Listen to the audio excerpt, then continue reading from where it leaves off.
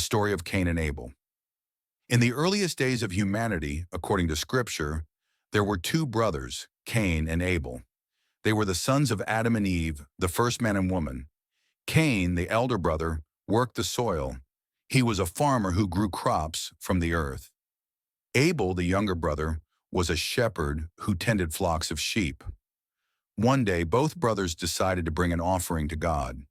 Cain brought some of the fruits of the ground, the produce of his fields. Abel brought the firstborn of his flock, along with their fat portions, the best that he had.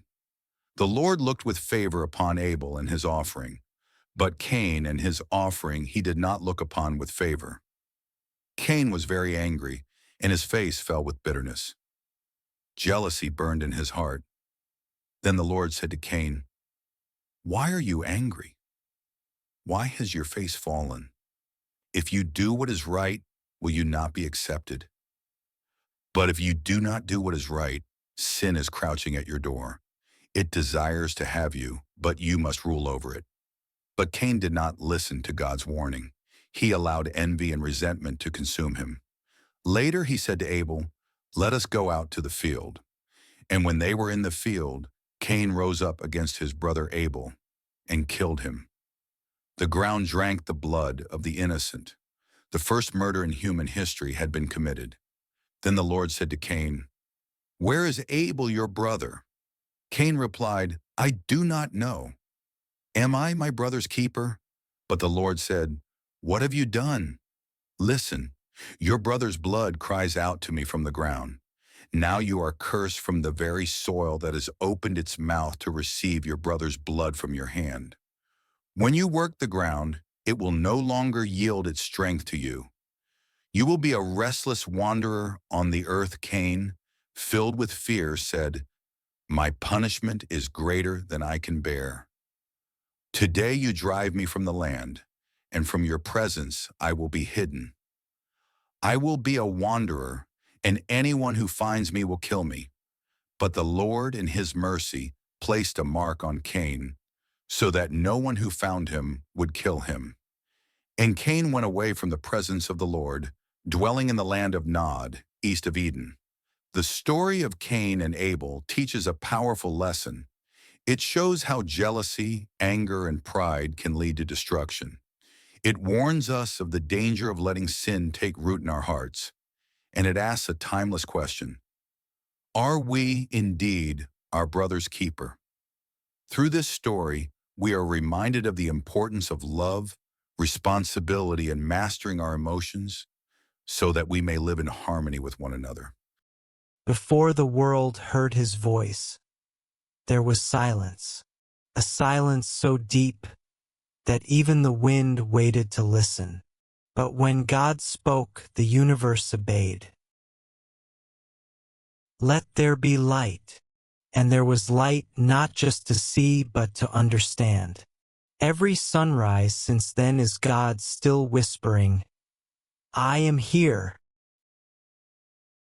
When men forgot his words, God spoke again. Through the prophets, in storms, in fire, in whispers. Not every ear could hear, but every heart could feel. Every verse in the Bible holds a secret, a hidden message, not written in ink, but in spirit. A message that says, "You are not forgotten." Then, the Word became flesh. God didn't just speak from the clouds. He walked among us. His voice healed, forgave, and changed hearts forever. Today, his voice still speaks, not from the sky, but within your heart. When you forgive, when you love, when you believe, that's when God speaks again. The Bible's hidden message was never really hidden. It was waiting for you to listen, because when God speaks, even silence listens. Listen with your heart, for God is still speaking. When God speaks, his words don't stay in heaven. They travel through clouds through time, through hearts. Every golden ray that touches the earth carries his message of love. The world spins, seasons change, kingdoms rise and fall, but his voice remains. It touches oceans, mountains, cities, and souls, reminding us that even now he is near. And when his light touches your heart, something awakens inside, a warmth that no darkness can kill. That is faith, the quiet fire that never dies. From fathers to sons, from mothers to daughters, his voice has passed through generations, carried in whispers, in prayers, in hope. Faith was never meant to be loud. It was meant to be strong, strong enough to stand when the world breaks around you. And sometimes, that voice guides you through the darkest paths, not to scare you, but to show you that his light shines even there. Some hear his voice in miracles, but the wise hear it in silence, in the still air, in the angelic whisper that says, "You are not alone." The promise never faded. It rises again like a golden rainbow after the storm, a reminder that grace always returns. Around the world, hearts still listen, some with eyes closed, some with tears, but all with hope because heaven still speaks. And in the end, his word remains eternal, written not just in books, but in hearts that believe. Because when God speaks, even silence listens. Chapter 1. The Valley of Tension. The Valley of Elah stretched wide under the relentless midday sun, a patchwork of rock, sand, and scrub, the river glinting like silver far below. While on either side, two armies faced one another, tense and silent, each waiting for the other to act. On one side, the Philistines camped, their banners fluttering in the breeze, their armor gleaming like molten bronze under the sunlight. And in their midst towered Goliath of Gath, a giant among men, 9 feet tall, clad in bronze from head to foot, his spear so massive that it seemed more a weapon of legend than reality. Every day for 40 mornings and 40 evenings, Goliath strode forward, his voice thundering across the valley as he taunted Israel, mocking their God, their king, and their warriors, challenging them to send forth a man to fight him in single combat, to determine the fate of both armies without further bloodshed. The soldiers of Israel trembled. Even the bravest hardened men felt their courage waver at the sight of the giant, at the sound of his booming laughter and his disdainful words. Fear had rooted itself deep into their hearts. They whispered among themselves, recounting stories of Goliath's past victories, his unmatched strength, and the terror he inspired in every army he faced. But amidst the murmurs of despair, far from the battlefield, tending his father's sheep on the gentle slopes of Bethlehem, a young boy named David was oblivious to the scale of the fear that gripped the army. He had been sent by his father Jesse to deliver food to his brothers who had joined Saul's army in defense of Israel.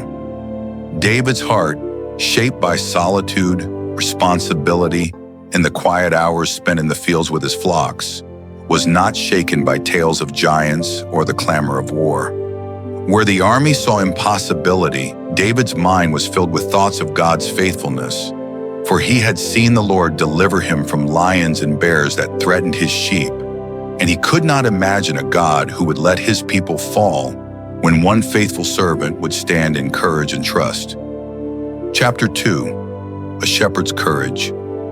David's life as a shepherd had taught him lessons that no academy of warriors could impart. Every day he faced danger from prowling lions, stealthy bears, and wild beasts that could tear through his flocks in an instant.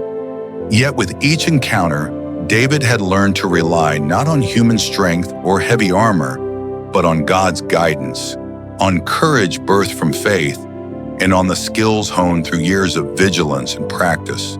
The sling in his hand, simple and unassuming, had felled lions and bears, saving the lives of his sheep.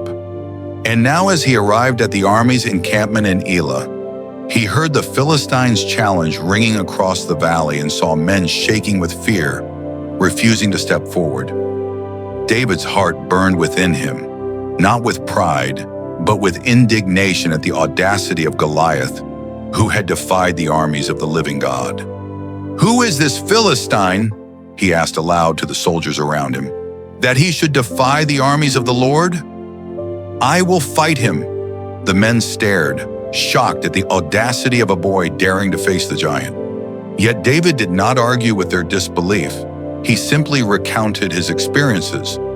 "I have fought lions and bears to protect my flock, and the Lord delivered me from their claws.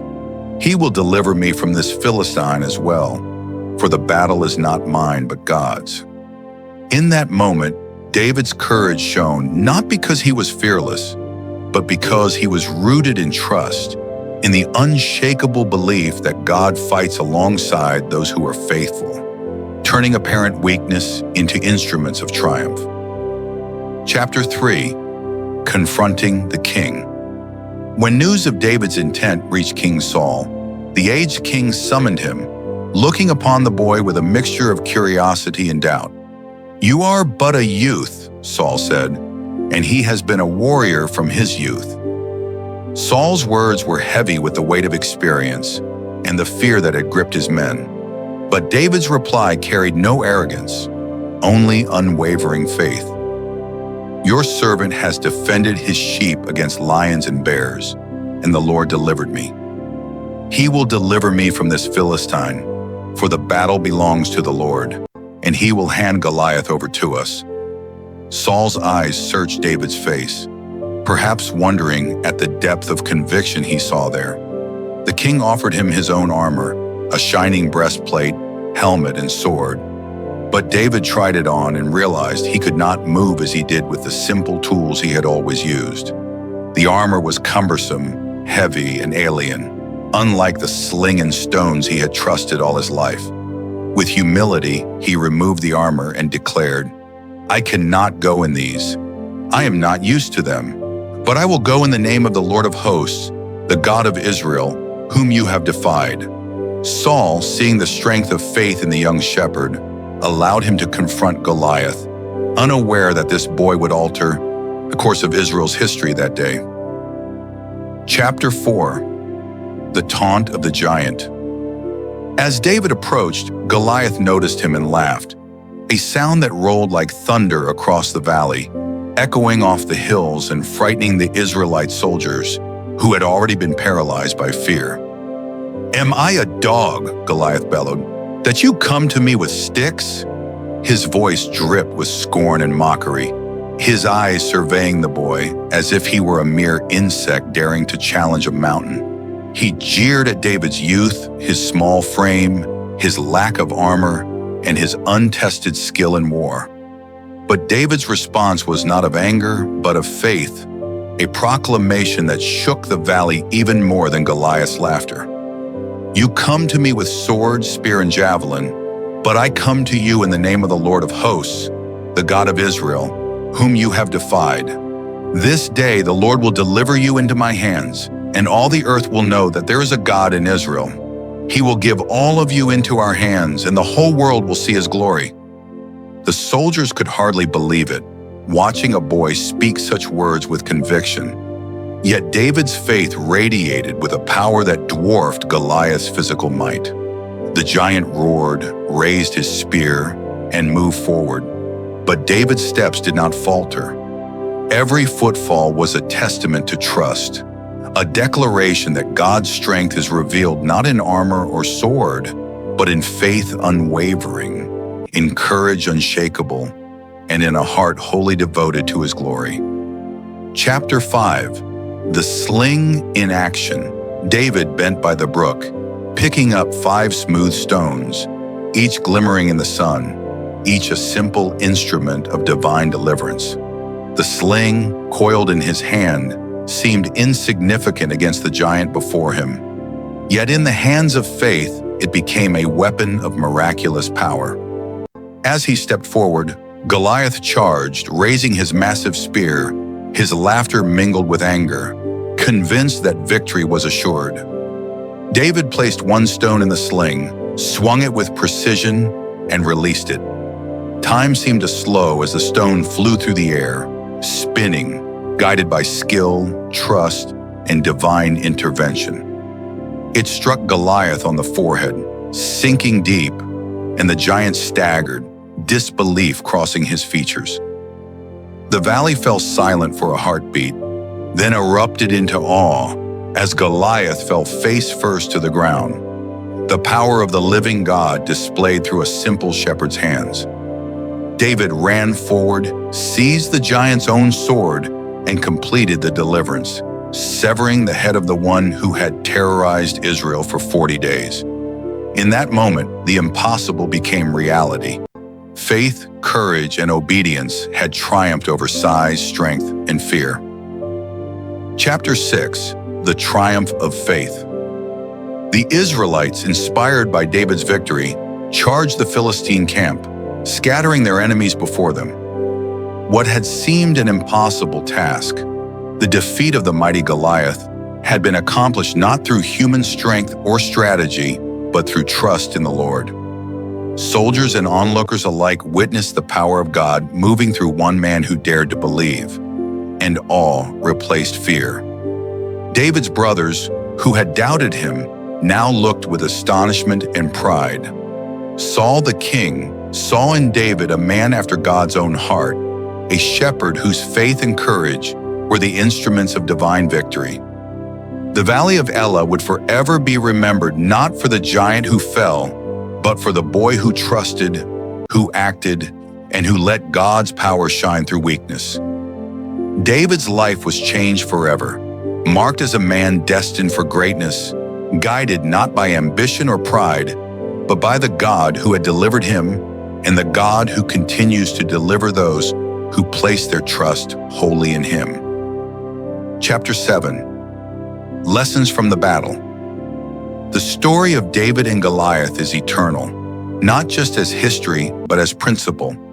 It teaches that fear is often a shadow, larger than reality, and that faith, when acted upon, can overcome any obstacle. The Valley of Elah represents all the challenges we face, giants of doubt, fear, oppression, and impossibility that loom over our lives. David shows us that courage is not the absence of fear, but the determination to act despite it, that God's strength is made perfect in weakness, and that victory is not measured by size or weaponry, but by trust, preparation, and obedience. Each stone in the shepherd's hand is a symbol of God-given tools, seemingly small, yet capable of divine power when wielded in faith.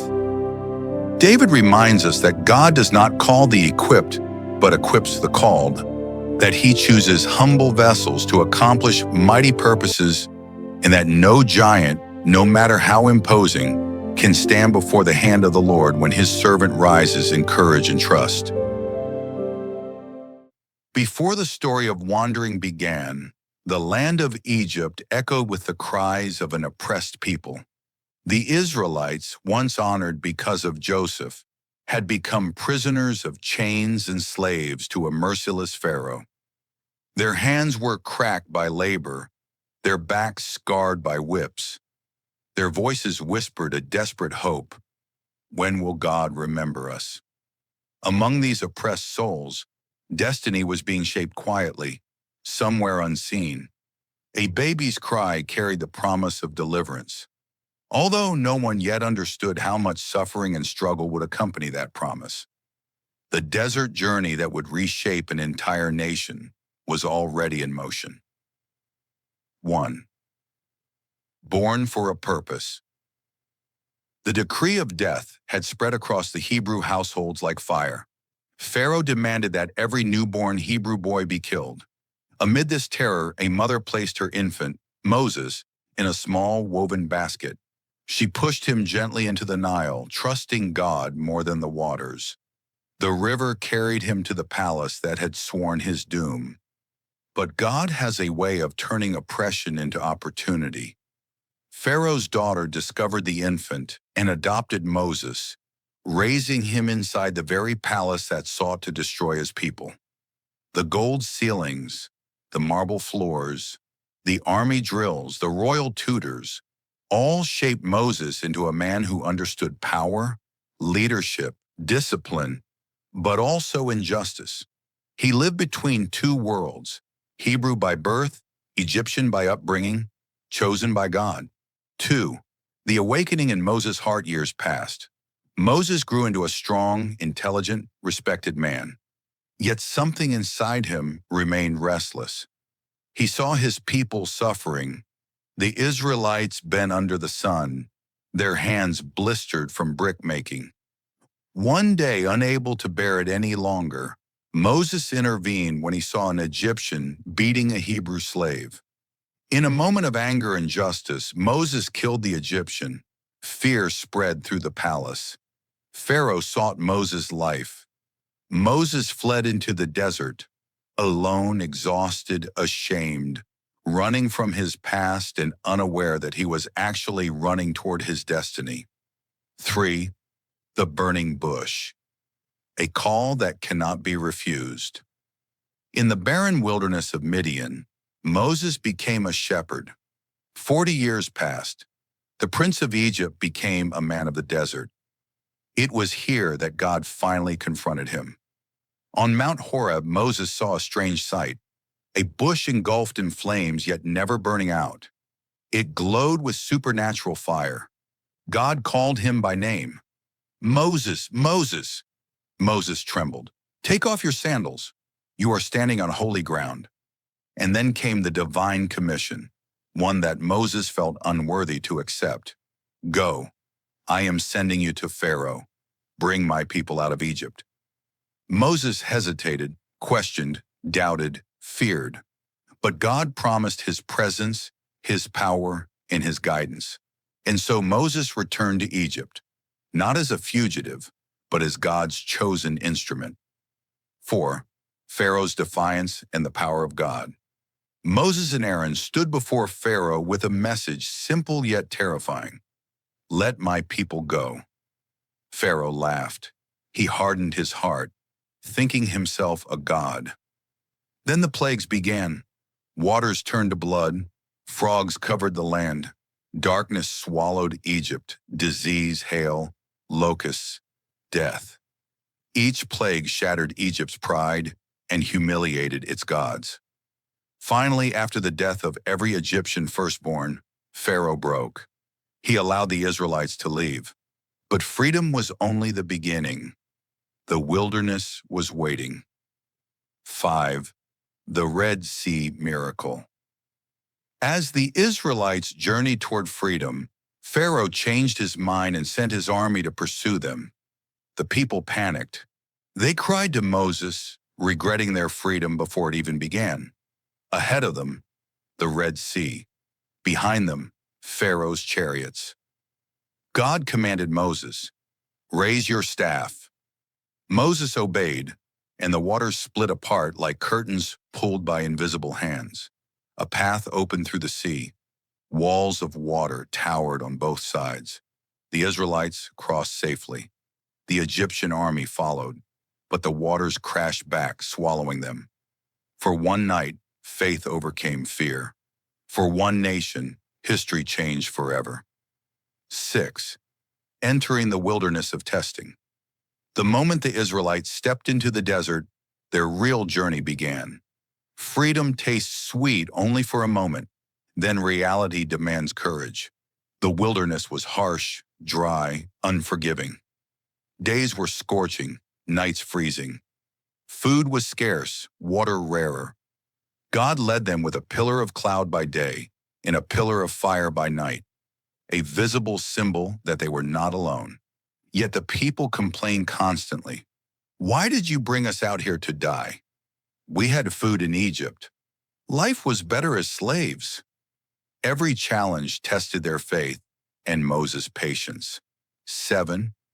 Manna from heaven, God's miracle of mercy. When hunger overwhelmed the Israelites, God responded with compassion. Each morning, thin flakes appeared on the desert ground. It was unlike anything they had ever seen. Manna, they called it, bread from heaven. It tasted like honey and sustained millions of people for decades. But God gave it daily to teach them trust, not greed. Those who hoarded it found it spoiled. Those who gathered humbly found enough. The desert was turning slaves into a nation learning dependence on God. 8. Water from the rock. When the impossible becomes real at Rephidim, the people faced severe thirst. Children cried. Cattle collapsed. They accused Moses. "Why did you bring us here?" God told Moses to strike a rock. With one hit of his staff, water burst forth like a river, a miracle in the middle of nothingness. The desert, once again, witnessed the power of God. 9. Mount Sinai, lightning, fire, and the voice of God. Mount Sinai became the spiritual center of the journey. The sky roared. The mountain trembled. Smoke and fire covered the peak. Moses climbed alone into this terrifying presence. For 40 days he remained with God. Here he received the 10 Commandments, laws that would shape humanity forever. But below, impatience consumed the Israelites. They built a golden calf and called it their God. Moses descended, saw their rebellion, and smashed the stone tablets in grief and anger. It was the greatest spiritual betrayal in their history. Yet God, in his mercy, renewed his covenant after Moses interceded. 10. The long years of testing begin. The Israelites approached the border of the Promised Land, but fear defeated faith. 12 spies went into Canaan. Only 2 believed. The people refused to enter the land. Their fear declared God weak. So God declared a consequence. This generation would not enter the Promised Land. They would wander 40 years until a new generation rose, one strong enough to trust God. 11. The wilderness routine. A generation being forged, the 40-year journey was not aimless. It was training. A nation of slaves was being transformed into a nation of warriors. The desert became a classroom. They learned discipline. They learned trust. They learned patience. They learned courage. God remained faithful. Manna continued. The rock followed them with water. The cloud and fire never left. 12. Moses, the leader who carried the weight of a nation. Moses aged. His beard grayed, his shoulders bent, but his spirit remained strong. He faced constant complaints, rebellions, doubts, and battles. Yet he prayed for his people, guided them, settled disputes, listened to their fears, and cried to God on their behalf. He was more than a leader, he was a father figure. 13. The bronze serpent, healing from above. When the Israelites sinned again, venomous snakes struck the camp. People died. They begged Moses for help. God instructed, "Make a bronze serpent and raise it high. Whoever looks at it will live." It was not magic, it was faith, a symbol pointing to a greater salvation yet to come. 14. Near the Promised Land, a new generation rises. After decades of wandering, the old generation faded. A new generation, strong, disciplined, battle-ready, stood prepared. They had not known Egypt. They had known only God's presence. They were ready. 15.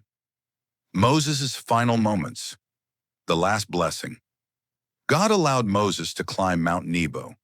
From the peak, he saw the promised land stretching like a green jewel beyond the desert.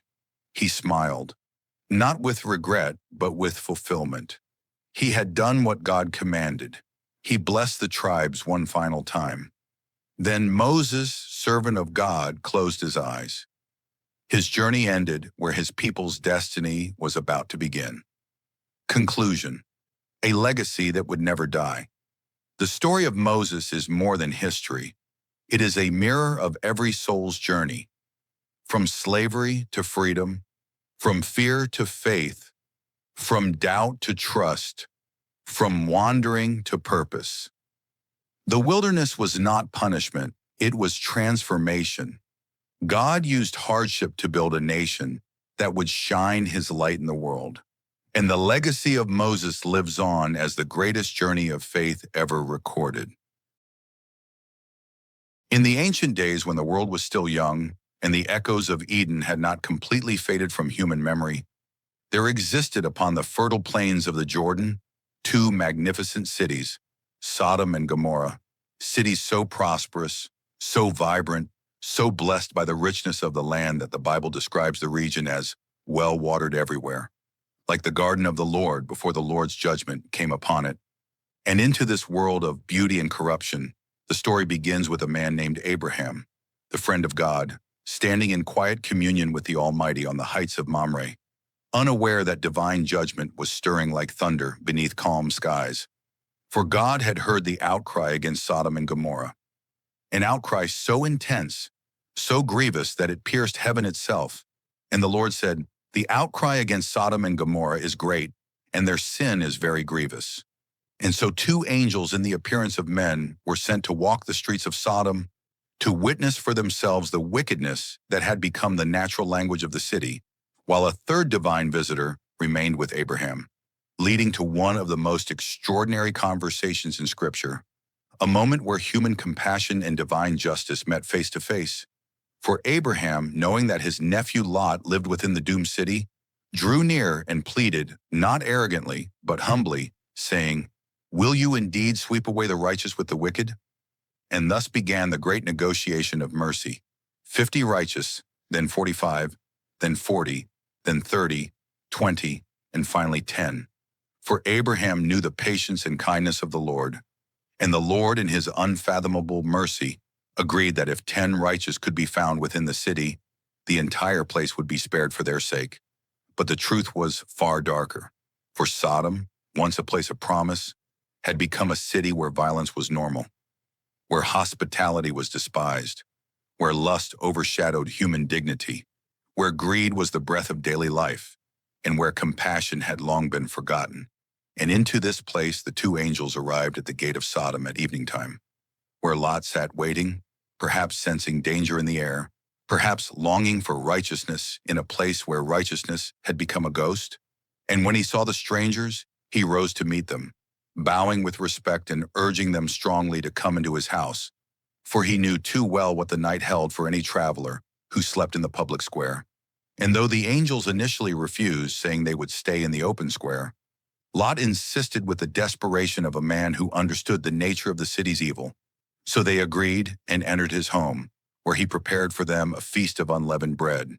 Yet before they could rest, the men of Sodom, young and old from every quarter of the city, surrounded Lot's house with a violent roar, beating on the door, demanding that the visitors be handed over to them so they could violate them.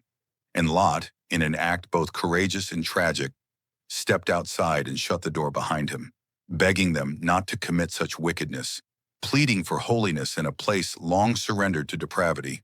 But the mob only grew more enraged, threatening to break down the door and accusing Lot of trying to judge them, until the angels reached out, pulled Lot inside, struck the men outside with blindness, from the oldest to the youngest, so that they wearied themselves groping for the door, still determined to do evil even in their blindness. And then the angels spoke with a tone that carried the weight of divine finality. "Do you have anyone else here? Sons-in-law, sons, daughters, or anyone you have in the city? Bring them out of this place, for we are going to destroy it, because the outcry to the Lord against its people has become so great." And Lot rushed out into the night to warn his sons-in-law, saying, "Get up, get out of this place, for the Lord will destroy the city." But they thought he was joking, for sin had numbed their hearts, and the thought of divine judgment seemed like foolishness to them, so they remained behind, unaware that dawn would bring not sunlight, but fire. And when morning came, the angels urged Lot with increasing urgency, "Arise, take your wife and your 2 daughters who are here, or you will be swept away in the punishment of the city." Yet Lot hesitated, torn between the life he had built and the warning he had received. And in this moment of human weakness, the mercy of God shone brighter than judgment. For the angels seized him, his wife, and his daughters by the hand, and led them out of the city. For the Lord was merciful, guiding them beyond the walls, beyond the familiar.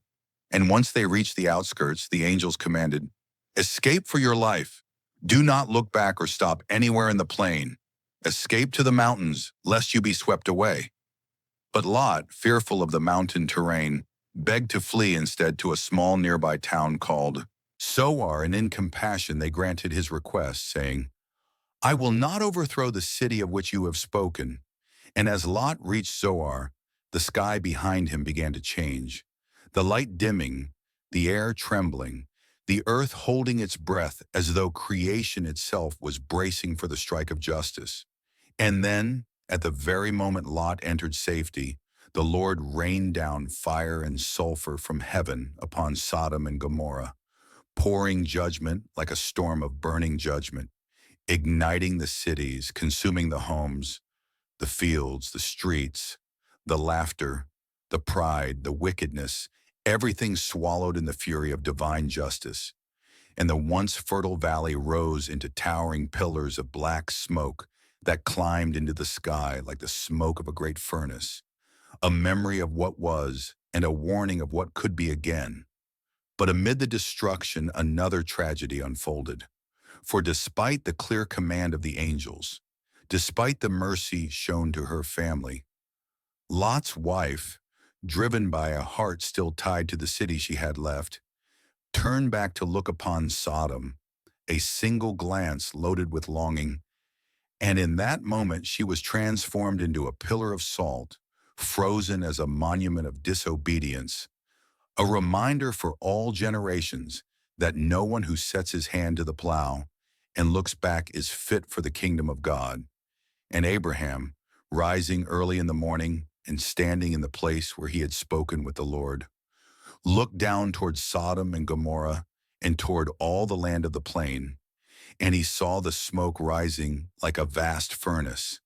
And though judgment had fallen, God remembered Abraham and sent Lot out of the midst of the catastrophe, for divine justice and divine mercy walked together in the story of humanity. And the fall of Sodom and Gomorrah stands as an everlasting reminder that God is patient, but not blind, merciful, but not indifferent, loving, but not tolerant of evil that destroys his creation. And though the cities fell in fire, the message rises in warning and hope that righteousness matters, that the prayers of the faithful matter, that the choices of a single soul can ripple through generations, and that God, who judged Sodom, also rescued Lot, teaching us that even in judgment, he is mighty to save. And today, as we tell this story, as we watch the flames consume the valley and the smoke rise into the heavens, we are invited not merely to witness ancient destruction, but to search our own hearts, to ask whether we are looking toward God or longing backward toward our own Sodom, to remember that disobedience brings destruction, but obedience brings life, and above all, to recognize that the God of Abraham, who sees every outcry and hears every cry for mercy, is calling all people to walk in righteousness, to flee from wickedness, and to live under the shelter of his grace. For the fall of Sodom and Gomorrah is more than a tale of ancient fire. It is a living warning, a timeless lesson, and a shining testament that the God who judges is also the God who saves, who loves, who protects, who rescues, and who calls us to walk away from the flames and into his everlasting light. Under the scorching sun of ancient Israel, when Queen Jezebel's influence had swept across the land, and King Ahab had allowed the worship of Baal to choke the hearts of the people, The nation trembled under a relentless drought that stretched across years like a shadow of judgment from the Lord. And in those days of cracked earth and empty wells, the voice of God stirred his prophet Elijah to rise once more and confront the darkness that had gripped Israel.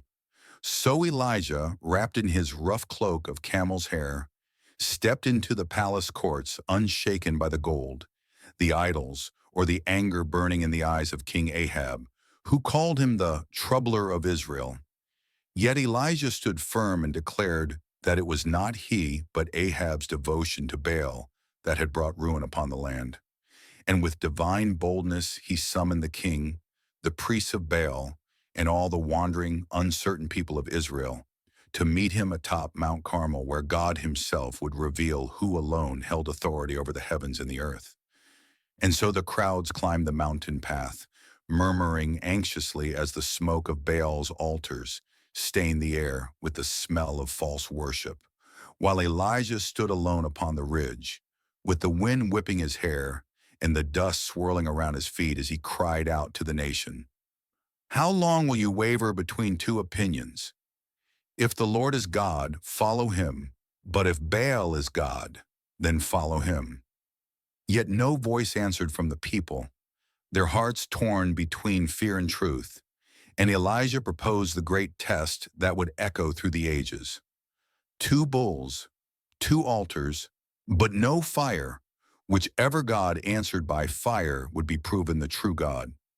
So the prophets of Baal, numbering 450, seized their bull, prepared the wood, and began their cries at dawn, their voices rising in frantic chants that echoed off the cliffs.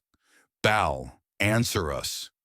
While Elijah watched silently, unmoved, as the priests leapt, danced, and slashed themselves with blades until their blood dripped upon the stones.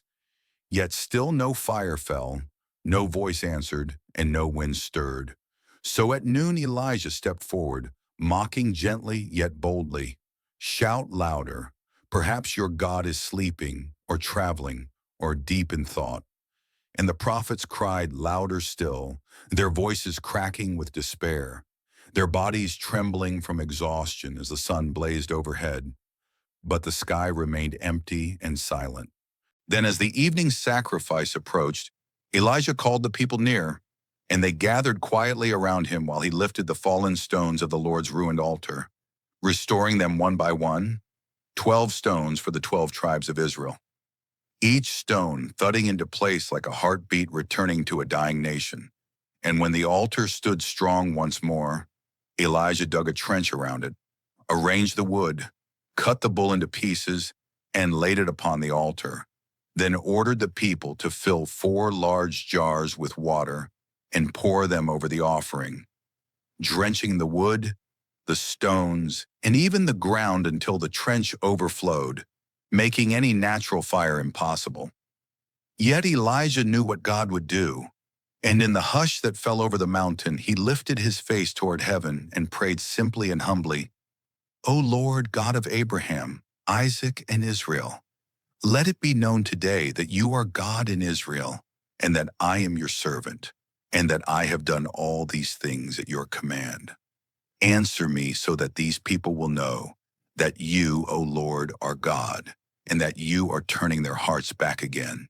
And before the last word left his lips, a thunderous roar split the sky as a torrent of fire descended from heaven, like a blazing waterfall of divine fury and glory, enveloping the sacrifice in a brilliant explosion of light, consuming the bull, the wood, the stones, the soil, and even the water in the trench until nothing remained but a scorched crater glowing with the heat of God's presence.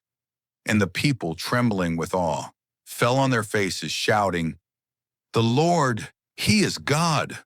The Lord, He is God!" As the last sparks flickered in the air, seizing the moment of repentance, Elijah commanded the prophets of Baal to be taken to the Kishon Valley, where their deception would be ended forever. And when justice was done, Elijah turned to King Ahab and declared that the drought would now break, for God had heard the turning of his people's hearts, So Elijah climbed once more to the top of Carmel, bowed low with his face between his knees, and sent his servant to look toward the sea for any sign. And though 6 times the servant returned, saying, "There is nothing," on the 7th he saw a cloud the size of a man's hand rising from the sea, small yet full of promise. And Elijah rose with renewed strength, proclaiming that a mighty rain was coming. Storms gathered on the horizon, lightning flashed, and wind roared as the heavens broke open, pouring life upon the thirsty land. While Elijah, empowered by the Spirit of the Lord, tucked his cloak into his belt and ran ahead of Ahab's chariot all the way to Jezreel, moving with supernatural speed beneath the darkening sky. And though Jezebel's fury would soon rise against him, and Elijah would flee into the wilderness, discouraged and afraid, God would meet him there as well, speaking not through wind, earthquake, or fire, but through a gentle whisper, reminding the weary prophet that he was not alone, that a remnant still remained faithful, and that God's purpose for Elijah had not ended atop Carmel's flames, but continued in the quiet call to anoint kings, to mentor a successor, and to shine as a beacon of courage for generations to come. Thus, the story of Elijah and the prophets of Baal stands not only as a display of divine power, but as a call across the centuries for every heart to choose whom it will serve. Not the silent idols of the age, but the living God who answers by fire and speaks in whispers, guides his people through drought and storm, restores what is broken, and proves again and again that he alone is the Lord. In the beginning, before time had meaning, and before the first dawn ever touched the face of the void, there was only God, eternal, self-existent, unchanging, glorious in holiness and majesty. And by his word the universe burst into being, light pierced the darkness, stars scattered like diamonds across the heavens, oceans rolled into their boundaries, mountains rose with ancient strength, and creation danced alive under the command of its maker. Yet with all the beauty of the earth, something was still missing, a being crafted in the very image of God, capable of fellowship, capable of love, capable of walking in harmony with the Creator. And so on the 6th day, the Lord God formed man from the dust of the ground, shaping him with divine intentionality, sculpting every sinew in line with purpose. And then God breathed into his nostrils the breath of life, Ruach, the very breath of God. And the man became a living soul, opening his eyes to a world bathed in glory, hearing the whisper of wind through leaves, feeling the warmth of sunlight on skin. And God placed him in a paradise called Eden, a garden overflowing with perfection, where rivers sparkled like crystal, where trees laden with fruit stood as living symbols of abundance, where lions roamed without violence, where birds sang unbroken songs of peace. And in this sanctuary, God gave Adam purpose to tend the garden, to guard it, to name the animals, and above all, to enjoy unbroken relationship with the one who formed him. Yet God said, "It is not good for the man to be alone." For even in paradise, the human heart longed for companionship, a helper suitable, one who would stand beside him, equal in dignity. So the Lord caused a deep sleep to fall upon Adam, and from his side, not his head, not his feet, but from his side close to his heart, the Lord took a rib and fashioned it into a woman, sculpting with divine artistry, infusing her with beauty, wisdom, and grace. He brought her to the man like a father brings a bride to her beloved. And Adam exclaimed, "This is now bone of my bone and flesh of my flesh." They were united in perfect harmony, naked and unashamed, reflections of God's image, walking hand in hand among rivers, trees, in the presence of God himself. But in the midst of Eden stood 2 trees, the tree of life and the tree of the knowledge of good and evil. And God commanded them, "You may eat freely from every tree in the garden, but from the tree of the knowledge of good and evil you shall not eat, For in the day you eat of it, you shall surely die. A boundary of love, not restriction. Adam and Eve lived in peace until one day the serpent, more crafty than any beast of the field, slipped silently into the garden, its words dripping with deception. It asked the woman, "Did God really say you shall not eat from any tree of the garden?" Eve responded, and the serpent twisted the truth further. "You will not surely die. Your eyes will be opened, and you will be like God." Eve saw the fruit, delightful, desirable, and ate. She gave it to Adam, and he ate. In that moment, their innocence shattered. Shame entered. They realized they were naked and sewed fig leaves together to cover themselves. When they heard the sound of God walking in the garden, the sound that once brought joy now brought fear. They hid. God called, "Adam, where are you?" Inviting confession. But Adam blamed Eve. Eve blamed the serpent. Judgment came, yet full of grace. God declared the first prophecy. A descendant of the woman would crush the serpent's head. Pain, toil, and suffering entered the world, but so did the promise of redemption. Then God made garments of animal skin to clothe Adam and Eve, a hint of sacrifice, of blood that would one day cover humanity's sin. Finally, God drove them out of Eden, placing cherubim and a flaming sword to guard the tree of life. Not cruelty, but mercy. Adam and Eve stepped into a world of hardship, yet also hope. A world where one day a Savior would come, undo the serpent's lie, restore creation, and reopen the way to life. The story of Adam and Eve is not only the story of the fall, but the story of God's relentless love, His pursuit, His mercy, and His promise that through Jesus Christ, redemption would triumph.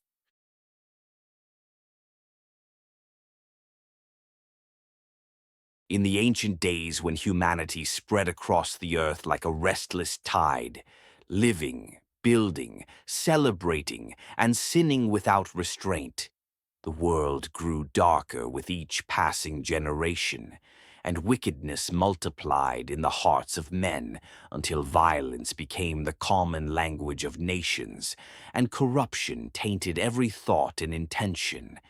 And as the earth groaned beneath the weight of mankind's rebellion, God looked upon all He had made and saw that every imagination of the human heart was only evil continually, and grief stirred within the heart of the Creator who had formed man from the dust with His own breath.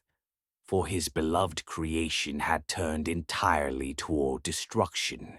Yet in the midst of this vast ocean of corruption, one man still walked with God, Noah, son of Lamech, righteous and blameless among his generation, a man whose footsteps echoed obedience in a world that had forgotten the sound of holiness. And the word of the Lord came to Noah with the gravity of thunder and the weight of divine sorrow, saying that the end of all flesh had come before him, because the earth was filled with violence, and he would blot out everything from the face of the ground.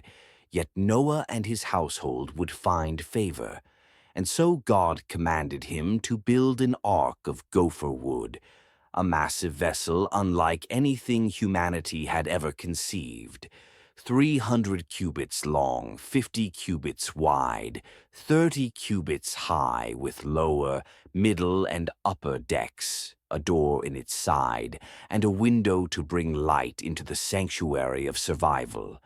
And Noah, though he had never seen a flood and could not imagine the magnitude of the judgment coming, obeyed without hesitation, gathering timber, shaping beams, smoothing planks, driving pegs, and sealing joints with pitch inside and out as mockers gathered around him day after day, laughing, questioning, accusing, calling him foolish, calling him mad, for they could not believe that the God who made the skies could ever open them in wrath, nor that the deep oceans beneath their feet could burst forth in judgment.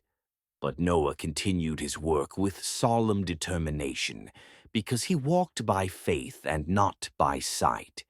And as the ark rose like a wooden mountain upon the land, God instructed Noah to bring into it two of every kind of living creature, male and female, as well as 7 pairs of every clean animal, and to store food for both his family and the creatures that would fill the new world.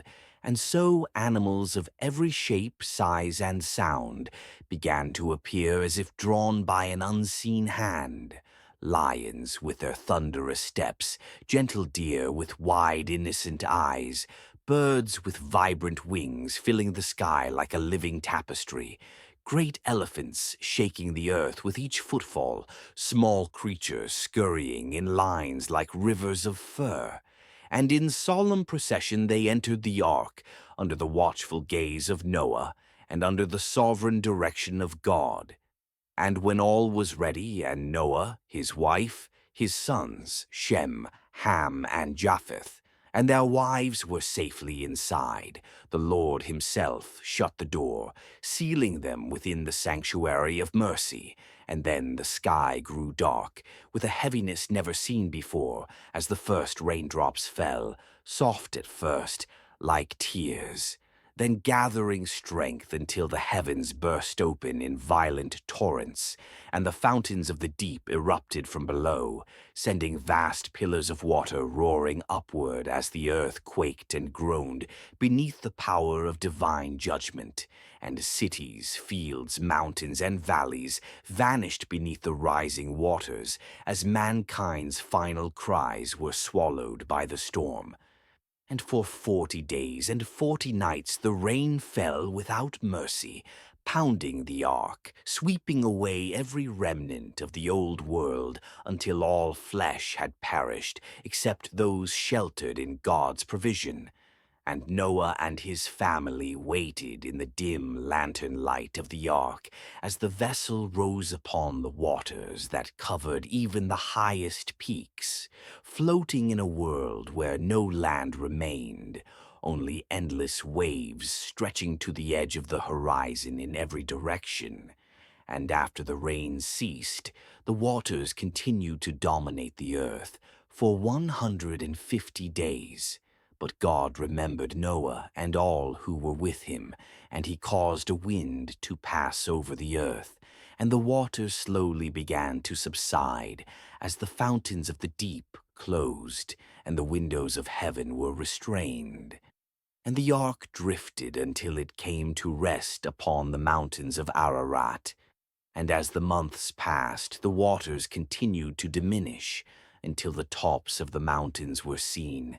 And Noah, longing to know when the earth would finally be restored, opened the window and released a raven that flew back and forth over the shrinking waters. Then he sent out a dove that returned having found no rest, and 7 days later he sent the dove again, and this time it returned with an olive leaf in its beak, a sign of hope, of renewal, of promise. And after another 7 days he sent the dove once more, and it did not return, for it had found a home in the rebo.